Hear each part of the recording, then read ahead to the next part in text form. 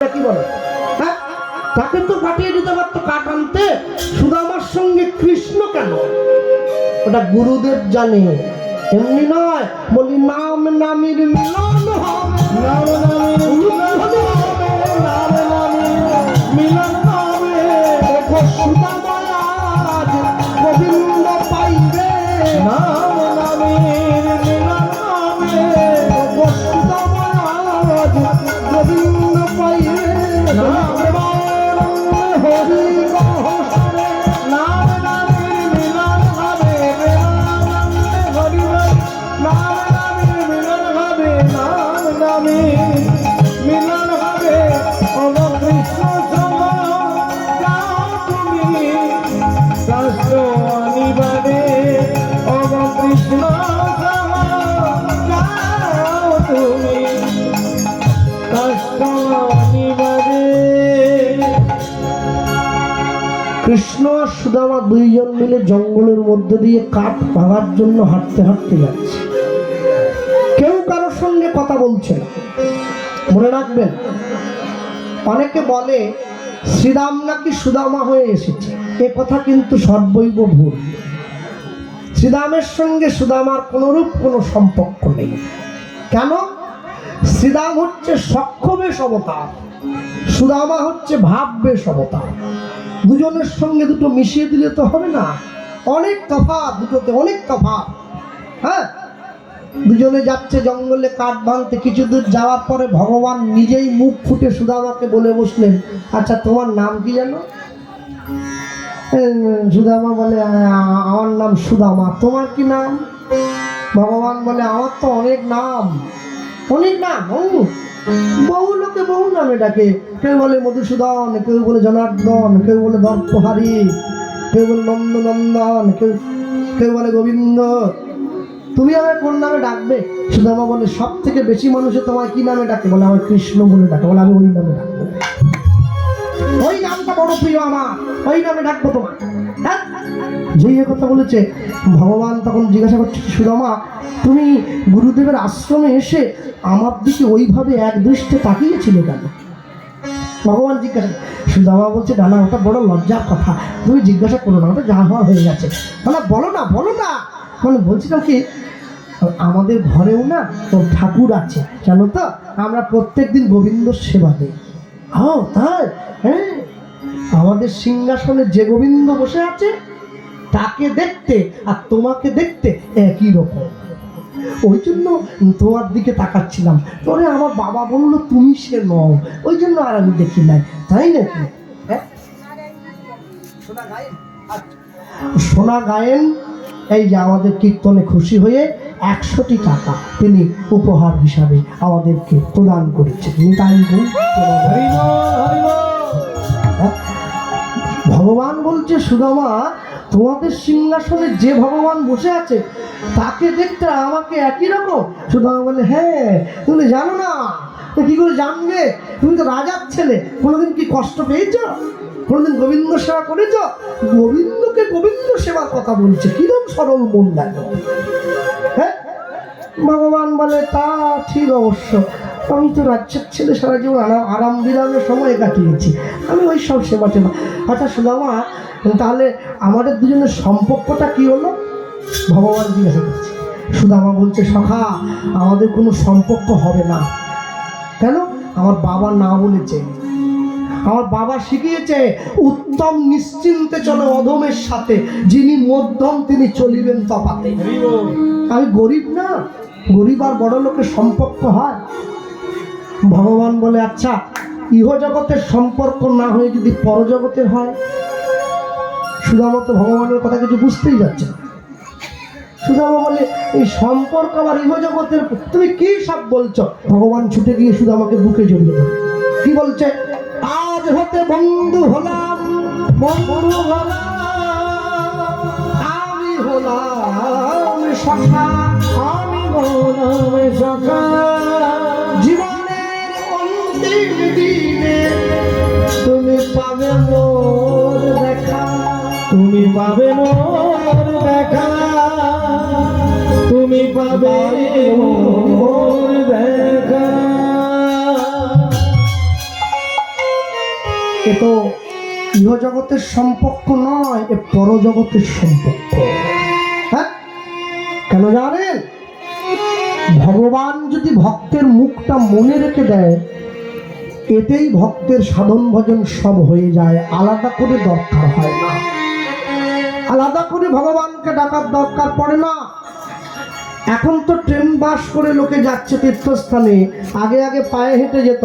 আমার বাড়ি যেখানে, ওখান থেকে পুরী হচ্ছে 500 কিলোমিটার, পশ্চিম মেদিনীপুর থেকে পুরী।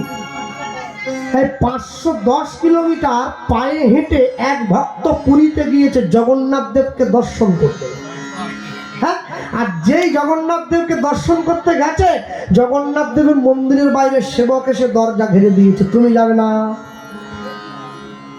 সে বলে, কি বলছেন বাবু আপনি, এত লোকে ঢুকে যাচ্ছে আর আমার বেলা না। আপনি কে? আমি জগন্নাথের সেবক। তাহলে আপনি বাধা দিচ্ছেন কেন? বলে, এমনি নয়, জগন্নাথ না বলেছে, জগন্নাথ তোমার মুখ দেখবে না। হ্যাঁ, লক্ষ লক্ষ মানুষে ছুটে পুরী চলে যাচ্ছে, সবাই ঢুকছে, আর জগন্নাথ বেছে বেছে তোমায় আমার মুখটা দিয়ে বললো এই আমার মুখ দেখবে না। কেন? আমি কি করি? আমি কি করলাম? বলে, জগন্নাথ দেব আমাকে স্বপ্ন দিয়েছে গত রাত্রিতে, বলে এই নামে এই রকম দেখতে একজন লোক আসবে, তাকে তুমি ঢুকতে দেবে না। বলে, কেন? বলে, ত্রেতা যুগে যখন রাম রাবণের যুদ্ধ হচ্ছিল, তুমি রাক্ষসদের দলে ছিলে, তুমি রাক্ষসগুলোকে যুদ্ধের জন্য ঘুম ভাঙাতে ঘন্টা কাশি বাজিয়ে, তাই রাক্ষসদের সঙ্গ করেছে, বলে তুমিও রাক্ষস। তাই জগন্নাথ দেব তোমার মুখ দেখবে না, তুমি যাও। ও যেই এই শুনেছে, কি আনন্দ! জগন্নাথ দেব মুখ দেখবে না, ঠিক আছে যাও, তোমার জগন্নাথ দেবকে আমি ত্যায্য করলাম, দেখবো না, যাও, দেখবো না। পুরীর বাকি ভক্তরা ওকে ডেকে বলছে, তুই কাঁদ রে, তুই দুঃখ কর, তুই এত কষ্ট করে পায়ে হেঁটে এলি যে জগন্নাথকে দেখার জন্য, সেই জগন্নাথ তোর মুখ দেখবে না, তোর কষ্ট হচ্ছে না? বলে, না হচ্ছে না। কেন হচ্ছে না? বলে, কেন হচ্ছে না জানো? ত্রেতা যুগ থেকে জগন্নাথ দেব নিজে যার মুখটা মনে রেখে দিয়েছে, তার আবার জগন্নাথ দেবকে দেখার দরকার আছে কি? ওরে, আমি জগন্নাথকে ভুলে গেছি, জগন্নাথ তো আমায় মনে রেখেছে, এতেই আমি তার চরণ প্রাপ্ত হয়ে যাবো। আমি জগন্নাথকে ভুলে গেছি, জগন্নাথ তো আমায় ভুলে না। ভক্তমন্ডলী, ভক্তিমতী মায়েরা, হরিদাস ঠাকুর এই কথাটাই কাজী সাহেবকে বলেছিলেন, সাহেব আমি নাম ছেড়ে দিলাম, নাম আমাকে ছাড়ে না। সুদামা যখনই গোবিন্দ এই কথা বলেছে, সুদামা মনে মনে ভাবছে, যাক তাহলে অন্তত বড় লোকের ছেলের একটু দেখা পাবো মরার সময়, এটা মনে বড় আনন্দ। গোবিন্দ বলছে, তাহলে আজ থেকে যখন আমরা বন্ধু হয়েই গেলাম, হাতটা বাড়িয়ে দিয়েছে, প্রথম বন্ধুত্ব হলে কিছু উপহার দিতে হবে। সুদামা বললে, আমার কাছে কিছু নেই। কিচ্ছু নেই?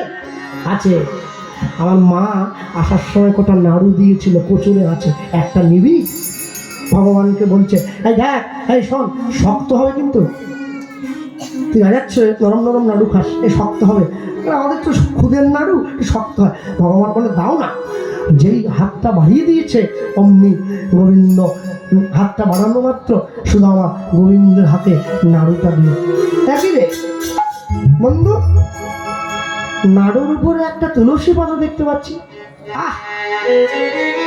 মহা মুশকিল, আরে ভগবানকে ভোগ দিয়েছি তো তুলসী পাতা থাকবে না? ও আচ্ছা, তাই মানে যাকে ভোগ দিয়েছে তার প্রসাদ তাকেই ঘুরে দিচ্ছে। কি ভালোবাসা! হাতটা যেই ভগবান হাতটা বাড়িয়েছে, সুদামা তাহলে খাই বল, হ্যাঁ খাই। হ্যাঁ, ভগবান কামড় দিয়ে অর্ধেকটা খেয়েছে, আর সেই অর্ধেকটা কামড় দিয়েছে ভগবানের অধরামৃত নাড়ুতে লেগে গিয়েছে। গোবিন্দ বলে, সুদামা তুই একটু হাঁকা দেখি, বাকিটা তোর মুখে দিয়ে দি। সুদামা বলে, না না, তোকে তোকে তোকে দিলাম, তুই আমার দিচ্ছি। না না, অপূর্ব সুস্বাদু এই নাড়ু। যেই সুদামা হাঁ করেছে, ভগবান সুদামার মুখের মধ্যে নাড়ুটা দিয়ে। সুদামা মনে মনে ভাবছে, আমি সারা জীবন নাড়ু প্রসাদ খেয়েছি, সারা জীবন নাড়ু প্রসাদ পেয়েছি, কিন্তু এত সুস্বাদু তো কোনোদিন পাইনি, আজ কি করে হচ্ছে?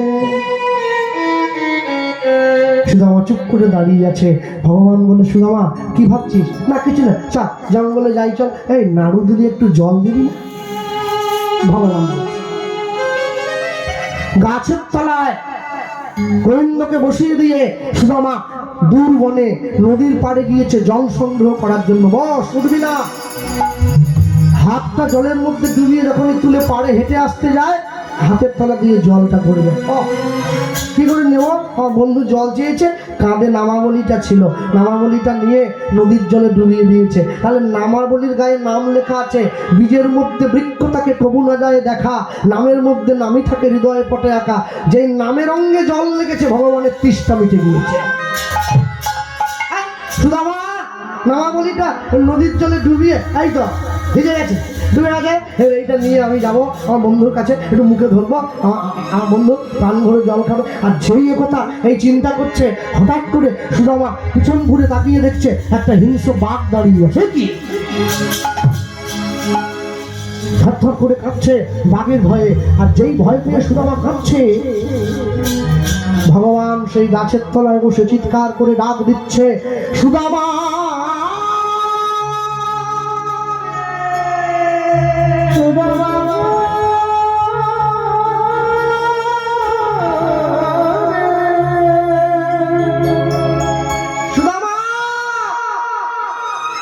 একটু জল দে ভাই।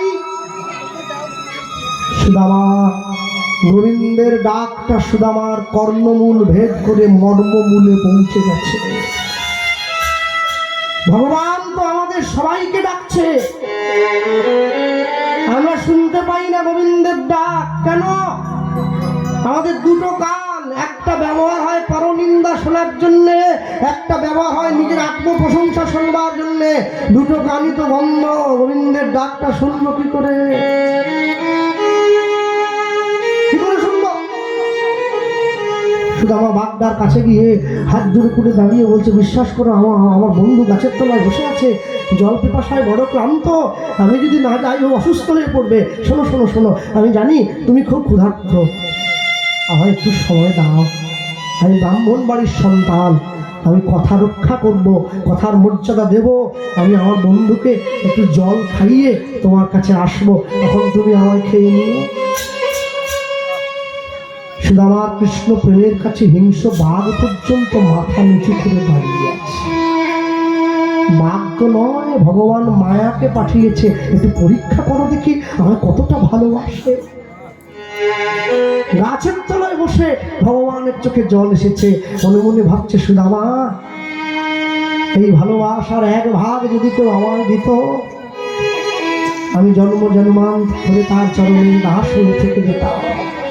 হ্যাঁ, যেই এই কথা বলেছে, বাঘ আস্তে করে পিছন ফিরে চলে গিয়েছে। সুদামা ছুটতে ছুটতে এসে উত্তরীয়টা নিয়ে গোবিন্দর সামনে দাঁড়িয়ে বলছে, এ বন্ধু, এই যে হা কর, হা কর, হা কর। যে হা করেছে, মুখের মধ্যে জল। ভগবানকে জল দিয়ে ভগবানকে বুকের মাঝে জড়িয়ে ধরেছে। হ্যাঁ, সুদামা গোবিন্দের থেকে বয়সে বড়, জড়িয়ে ধরে এই মাথাটা হাত বুলিয়ে দিচ্ছে।